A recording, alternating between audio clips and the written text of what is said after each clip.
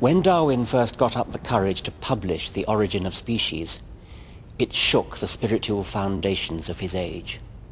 Victorians had to come to terms with an entirely new set of unwelcome relations. We've got over it now. Most of us are happy to teach our children that we are descended from apes. We are apes.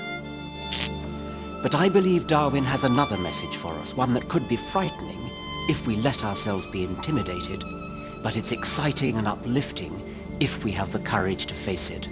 Not only did Darwin provide the answer to the question how we came to exist, I believe his theory provides the only answer we're ever likely to get to the ultimate question, why we exist.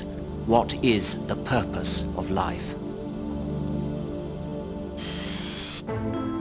There are some 10 million species on Earth. The displays here at the Natural History Museum in Oxford represent only a tiny fraction of them. But before Darwin, no one knew how animals came to be so varied or so complex. Every last detail of every creature's body and behavior seems exquisitely tailored to its environment. The platypus's webbed feet are built for efficient paddling, and its duck bill is a radar, electrically sensing its prey in the mud. As for the cheetah, its sleek and nimble body is a formidable machine for catching prey. For centuries, people tried to understand why animals were so perfectly equipped for their tasks. They assumed that there was only one explanation. The natural world was designed, and the designer was God.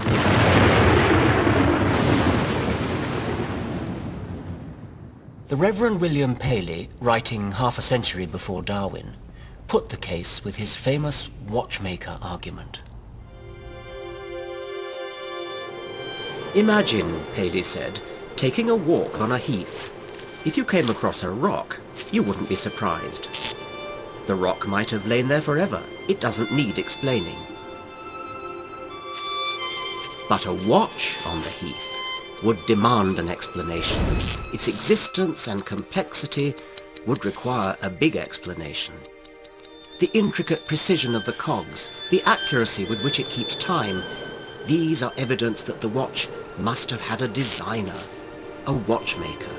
Surely, Paley went on, no less is required to explain the even greater complexities of nature. There must be a divine watchmaker. If I had read Paley in 1802, I would have agreed with him. But now things are very different. Charles Darwin has given us a much neater, more self-sufficient, and therefore more satisfying explanation. Darwin argued that there was no designer, and at first sight this seems like a ridiculous idea. Like Paley's watch, plants and animals appear to be staggeringly improbable combinations of their component parts, all working towards one end. Take the nuts, bolts, cogs and springs of a watch and recombine them at random as many times as you like. Only one arrangement tells the time. As the astronomer Fred Hoyle put it, the possibility that the parts of a living organism would spontaneously come together by sheer luck is about as likely as a hurricane blowing through a scrapyard spontaneously assembling a Boeing 747. So how does nature do it? Even a fly is arguably more complex than a 747. If there is no designer, how did the complexity and variety of life come about? There's a clue to how the process works in many people's back gardens. There aren't many times when the pigeon has played a starring role in science, but it was this commonplace bird that started Darwin on his journey of discovery. Darwin noticed that pigeon fanciers were able to breed new varieties. By carefully selecting mates, they had turned the ordinary pigeon into dozens of weird-looking birds with weird-sounding names. There were fantails, Jacobins, short-faced tumblers, and a score of other varieties. Darwin knew these all originated from one bird, the rock dove. And the pigeon breeder, Pat Pratt, can demonstrate that Darwin was right. If our fancy pigeons are allowed to breed as they like without any intervention at all from us, then in no time at all they will revert to this wild type.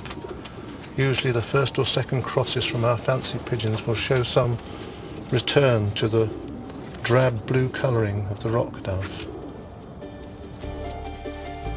The effort to create different types is called artificial selection. But perhaps, Darwin reasoned, a similar process could occur in the wild. But how could selection work in nature without a divine pigeon breeder to do the work?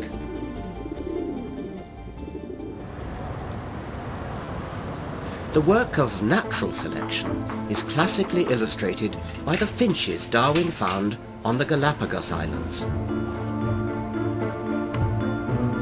There are some 13 species, all with different beaks. Yet these varieties all evolved from one ancestral species which arrived from the mainland with one type of beak. One now behaves like a woodpecker, using a cactus spine to hunt for grubs.